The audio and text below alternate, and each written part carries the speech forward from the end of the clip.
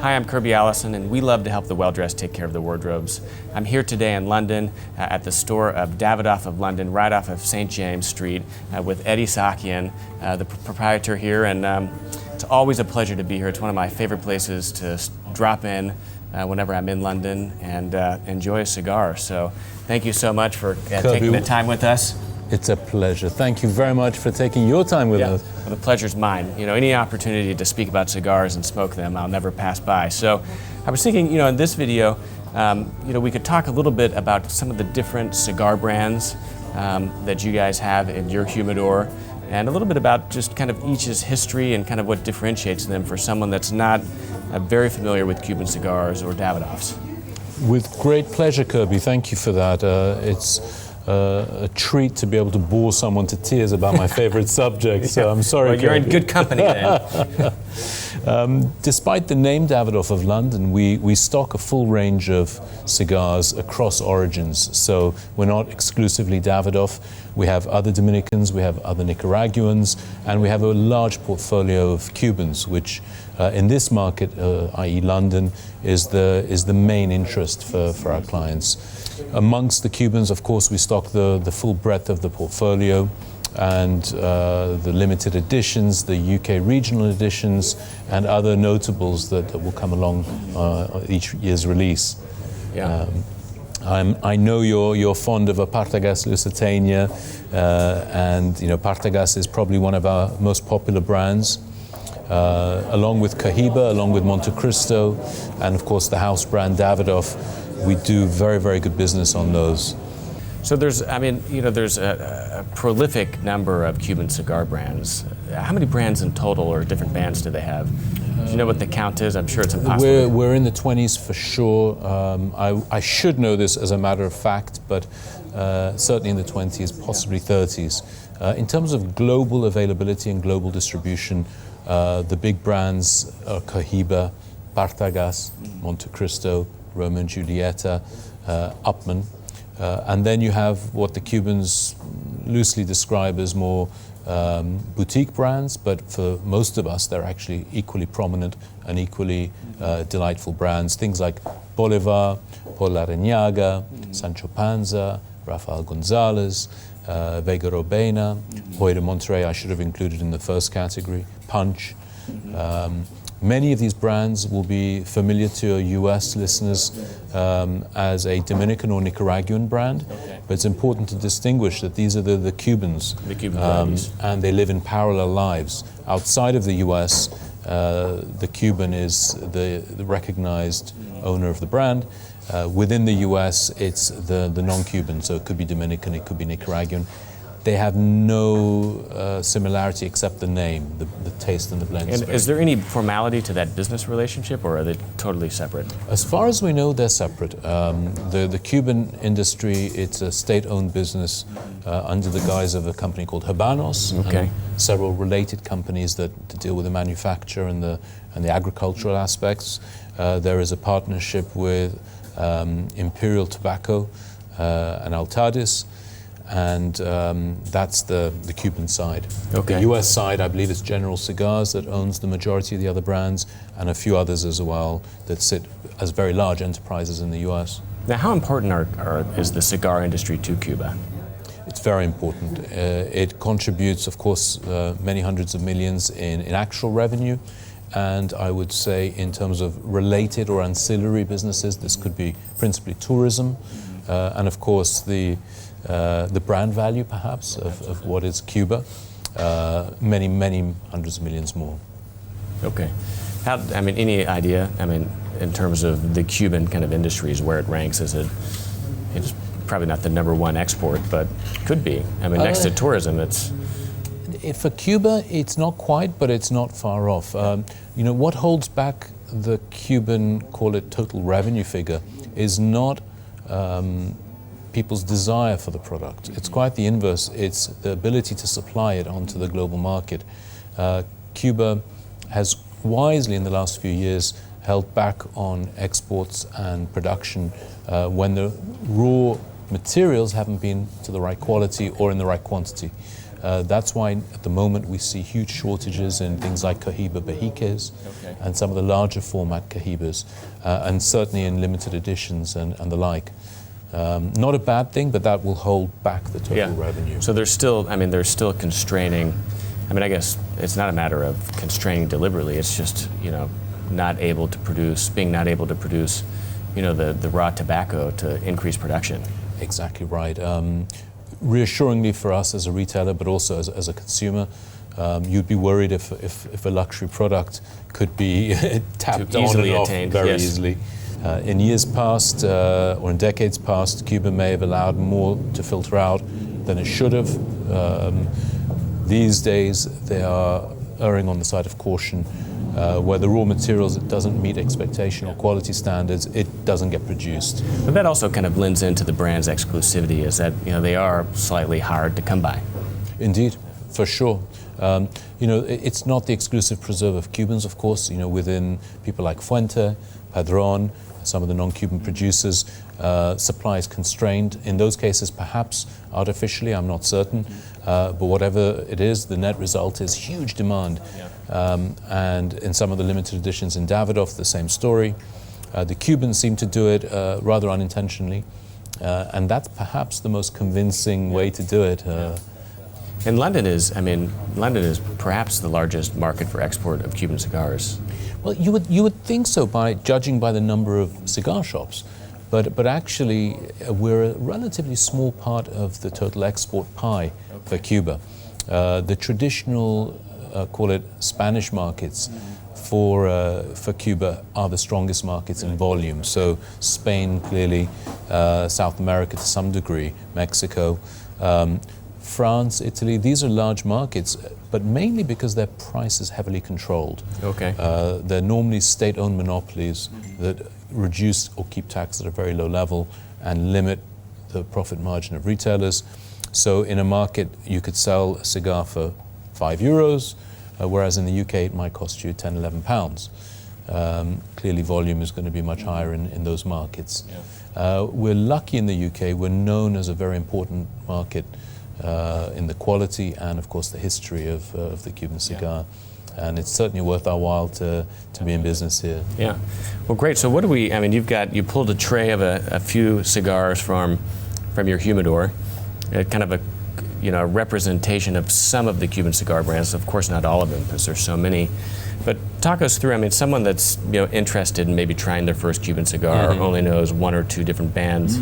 Talk us through some of the different kind of marks and kind of what makes them special. With pleasure, Kirby. Not a day goes past when I don't greet someone in my humidor with the question, I'd like to smoke a cigar. I don't know much about cigars, or this may be my first cigar. What would you recommend? Of course, there's a series of questions I'll ask them, but the principal interest is, are they a regular smoker at all? How long do they have? And with those two questions answered, we can guide them towards good selection. Most of what I have here is Cuban, so if they're looking at Cuban, I would look at Hoyo de Monterrey here, or possibly Upman here, as very good entry-level cigars in terms of the strength. The Epicure number 2, which is a Robusta size from Hoyo de Monterrey. That particular cigar has been a companion for many years for me because it's so approachable. The blend is light and creamy. It can be tackled after an easy lunch, or it can be enjoyed after a significant dinner. Very, very easy, very difficult to get it wrong. And I know a lot of customers who feel the same about the brand. Relatively short smoke too. It is, yes. 15, 20 years ago, a Robusta was considered a thick cigar. It's a 50 ring gauge. That, although short, would certainly take you 45 minutes to an hour to enjoy it. These days, it's almost a toothpick. Must be a fast smoker. Yeah, that's right. But a very popular size. And is there anything that Hoyo de Monterrey is kind of known for? Well, aside from the Epicure number 2, the double Corona from Hoyo de Monterrey, back in the day, and this is going back to the early 90s, it was incredibly rare and sought after cigar. After, I believe it was James Suckling in the Cigar Aficionado review, the first one, gave it a 99 rating. Wow. And overnight, the Hoyo Double Corona disappeared from everyone's shelves. Oh, did it? Yeah. It's funny how that cigar. happens. But I mean, there's so many different brands. I mean, how does Cuba decide what quality level, what price point kind of each of these, are pushed towards? Well, quality is pretty consistent across brands.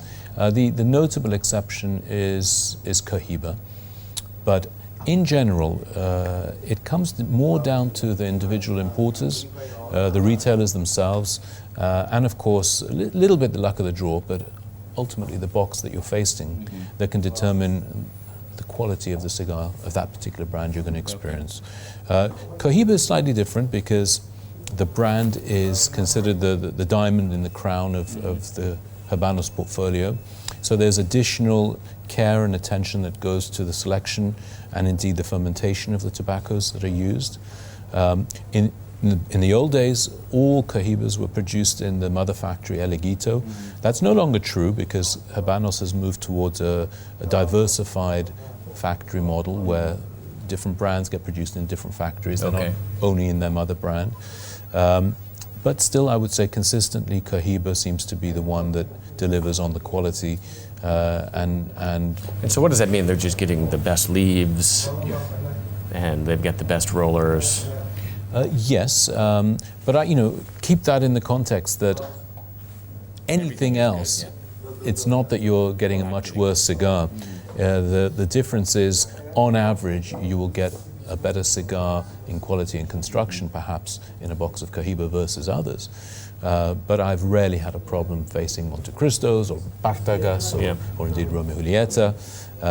It really comes down to my job and hopefully the job of the importer in the local market to make sure every box of cigars coming through is of the right quality for the customer. Okay. And how do you approach that? I mean, whenever I'm in the humidor with you, you're often rolling the cigar in between your fingers. What are you looking for? That's exactly right. I'm looking for a cigar that will please me and, of course, the customer I'm looking for. So when I'm touching a cigar, I'm looking for obvious signs that there might be damage. It can happen. There could be a break on the wrapper. There could be a break near the head. If that's not there, great. That's a good start. Then I'm touching the cigar to make sure that it doesn't have any obvious knots, gaps, areas where it's been inconsistently rolled. If all of those things are satisfied, then I'm going to be confident that this cigar has the best possible chance of pleasing you. Yeah. And that's primarily, the knots are what affect the draw, right? So if you have a tight cigar that's difficult to draw from, it is. Oftentimes that's from a knot that's kind of rolled into the filler of the tobacco. Indeed, it can be a few reasons. It can be poor rolling, so there's actually a twist that's been applied to the filler. Because when the filler leaves are put together, they create air channels that will run the course of the cigar. If it gets twisted a little too much by an inexperienced roller, that channel can be blocked. That can be one of the reasons. The other, as you rightly said, a knot, just a poorly stripped leaf, and that knot becomes a blockage. It can be humidity, too much humidity, in some cases, very rarely too little humidity. Whatever the reasons, it's very unsatisfying for the customer if you have a blocked cigar. I would always give the advice to our customers, if you buy a cigar from us and unfortunately you light it and you're looking like a supermodel when you're smoking it, please return it. Come back with the cigar. I will replace it for you. It's not your fault. It's a natural product, and we will hopefully rectify the problem. So what else do we have? We've got... So if I sort of move along, I'm going to go perhaps in strength profile, and that will be a nice way to do it. Of similar strength to the Hoyo is the Upman. So this beauty here, this particular one is the Upman Sir Winston. Okay. Named after, of course, Sir Winston Churchill. It was a size that he's very fond of. It's called Churchill. It's 7 inches by 47 ring gauge. Very easy to remember. It's a 747. Okay. That's how I remember. Was it a Churchill before he became so No, well-known? it wasn't. The size existed, but it wasn't named after him until, of course, he became such a prominent individual. It's also been known as a Clemenceau, after the French Prime Minister. But these days, I think most people refer to that size as a Churchill. That would give you closer to an hour and a half of smoking enjoyment. Okay. And in the Upmann Sir Winston blend, you will have a lighter blend, but this one develops quite a kick at the end. Really? Okay. The final third can be most gratifying and spicy. And that's as the kind of the tobaccos and the nicotine and everything really kind of accumulate as you smoke the cigar. Exactly right. Your palate is changing as you're smoking, plus the oils and the natural ingredients that are getting burnt at the start of the cigar are getting deposited further down the cigar. So as you move down and reburn those, that's adding and changing and strengthening the flavor profile. It's a beautiful format. I couldn't agree more. The next, for me at least, on strength is these two beauties here. This is a brand called Trinidad. Some people refer to it as a light to medium, some people as a medium. This particular cigar is called the Trinidad Fundadores. Despite the name, many people think it's from Trinidad, the island. It's not. Trinidad is a reference to Trinidad, the city, which is a beautiful colonial city in Cuba. The brand came into existence commercially in the mid-90s, 96, 97. Before that, it was only available as a diplomatic gift from the Cuban government, in particular Castro. And only this size existed, the Fundadores. The band was different, and if you're ever fortunate enough to find the old bands, which is gold with black writing, just pure gold, black writing, they are highly sought after, a delightful smoke and huge value. Have you ever smoked one? I have, fortunately, yes. I'm very fond of this shape. This is a size that when Davidoff was being produced in Cuba would have been known as the number one, the Davidoff number one. It then became the Cohiba Lancero, although a little slimmer. Very elegant cigar. Again, it's probably an hour and a quarter, hour and a half to enjoy this. The development you get with a slimmer gauge cigar is quite different to a thicker gauge cigar. Okay. With a slimmer gauge, you will often start a little lighter, but you will get more development, in my opinion, even though you physically have less tobacco to play with as a blend. So you have, I guess, a greater change or evolution of just the profile of the cigar the longer you smoke it. Very much. And many people think, and it's a truism, that the relative thickness of the cigar means the wrapper leaf becomes a more prominent part of the blend. Okay. And I believe that's absolutely true. And so what's the influence of the wrapper versus the filler? I mean, there are different leaves on the cigar plant, or the tobacco plant. Indeed. It's one of the questions that's been most discussed. With no answer. With no defining answer. There's various opinions on that.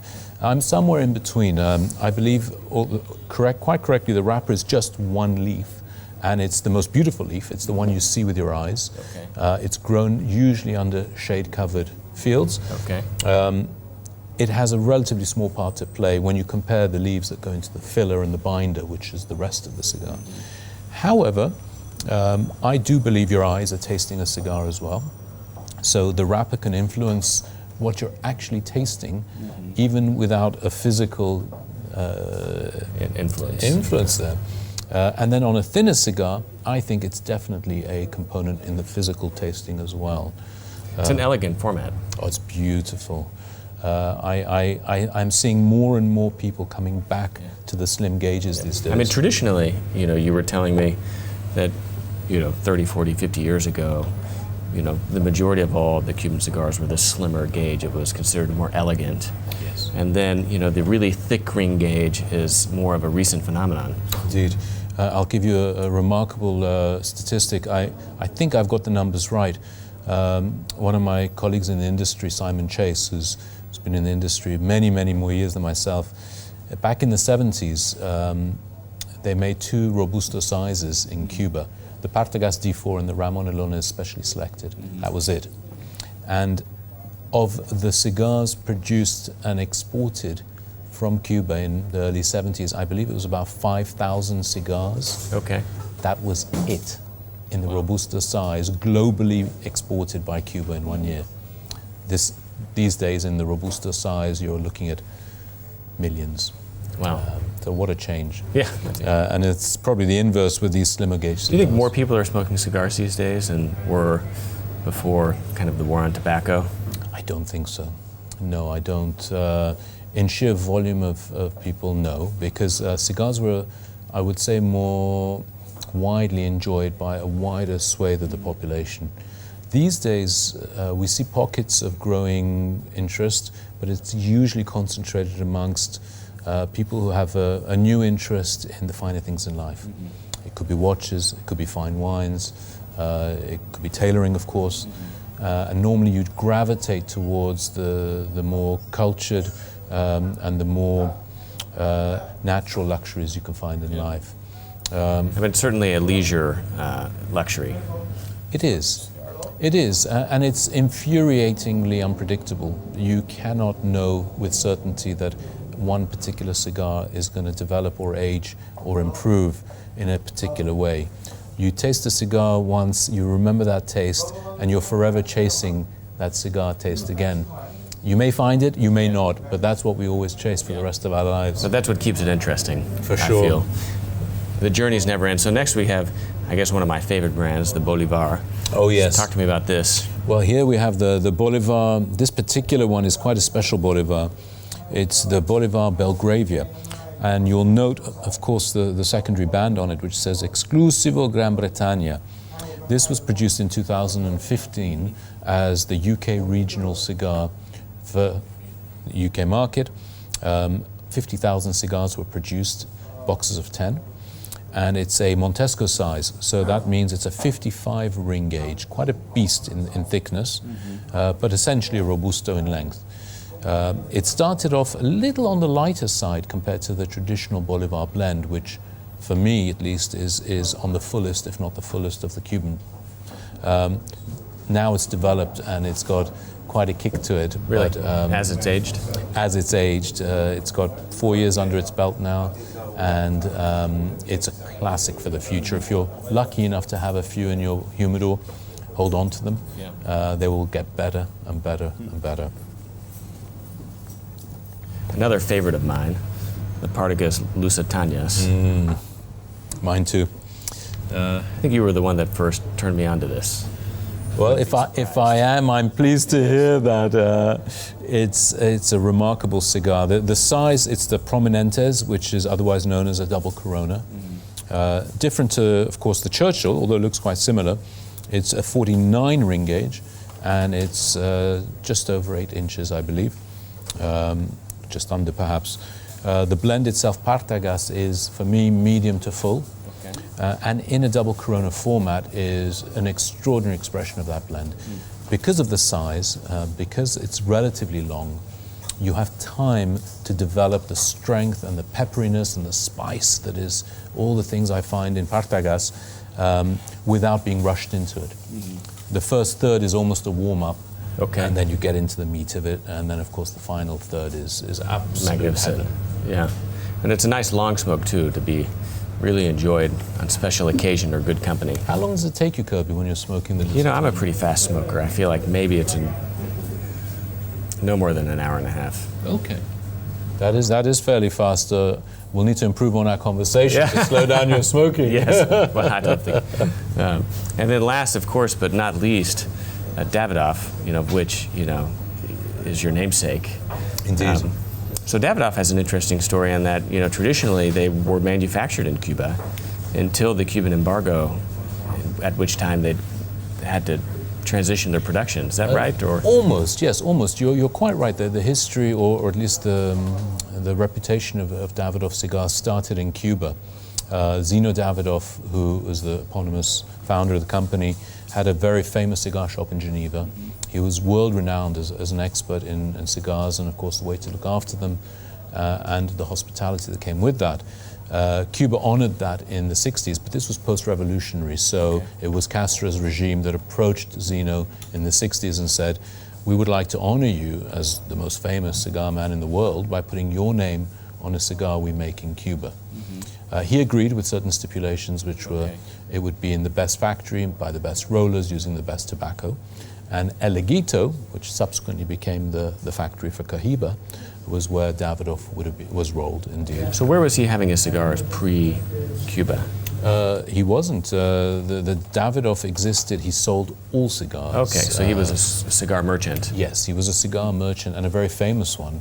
And the majority of his portfolio, because of course at that time they didn't really exist much outside of Cuba, was Cuban. So he sold everything and knew everything.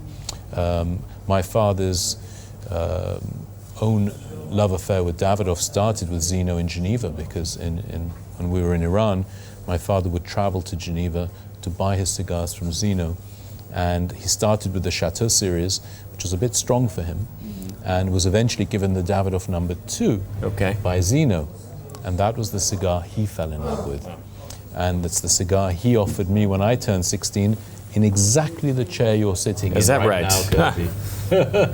I'd like to say it was only a few years ago, but sadly not. In '92, the last Cuban Davidoffs were produced, and that was due to a disagreement between Cuba and Davidoff on the ownership of the brand. And of course the quality, there was some issues around that. Davidoff and Cuba agreed to divorce, and Davidoff relocated their facilities to the Dominican Republic and continue to be there. Their principal production and factories are there, and they've been producing wonderful Dominican as well as Nicaraguan and Honduran cigars ever since. At the time, it was a big change for cigar smokers, but actually, with hindsight, it was, I think, a very clever move by Davidoff. They grew their market share enormously and expanded into the US market at a time when the US market was really growing as well. You know, Davidoff, I guess, has been even more successful post-Cuba because it's allowed them, you know, total control over their supply chain. Absolutely right. And of course, it gave them access to the US market as non-Cuban tobacco wasn't embargoed. And they've been producing wonderful cigars. You know, the most recent one we have here, it's to commemorate their 50th anniversary. And that's the 50th anniversary of the first Davidoff cigar ever produced, so 1968. Okay. The very first Davidoff was produced in Cuba. And this beauty, it's called the Diademas. It's interesting shape. It's a gorgeous shape. Comes in a jar of 10. There's 4 varieties of jar, 2,000 of each jar. All in jars. All in jars. As you can see, the construction, perfect. Yeah, flawless. It's unbelievable.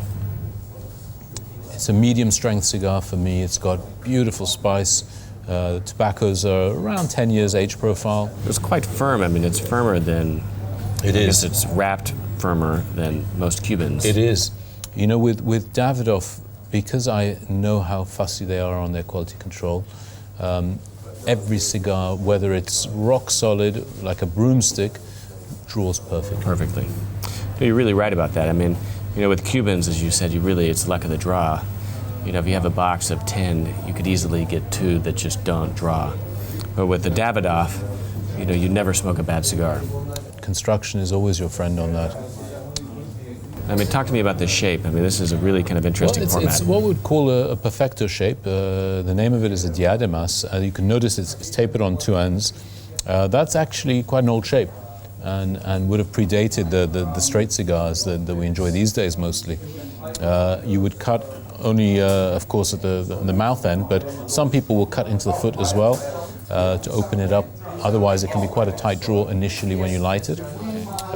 Smoking profile is similar to a pyramid, Monte Cristo number 2, for example, where you will have the advantage of a thick cigar, a lot of blend, a lot of flavor, a lot of development, but in a very comfortable shape in the mouth. Yeah, that's right.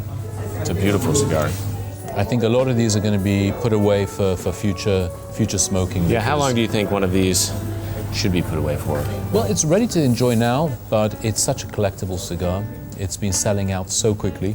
I know a lot of people are putting it away with the thought perhaps that their friends in the future will appreciate it even more when they whip it out in a few years' time. Yes, indeed. If you enjoyed this video, give us a thumbs up and please subscribe to our channel and turn on your notifications by clicking the bell to the right of the subscribe button so that you can learn whenever we release new videos. If you have any questions or comments about anything we discussed on this video, please ask them in the comments section below. And of course, please visit hangerproject.com, where we have the largest, most comprehensive collection of luxury garment care and shoe care accessories in the world, as well as many other incredible products for the well-dressed. And while you are there, subscribe to our newsletter to receive notifications of new product launches, promotions, as well as a weekly digest of all the videos we publish here on our YouTube channel.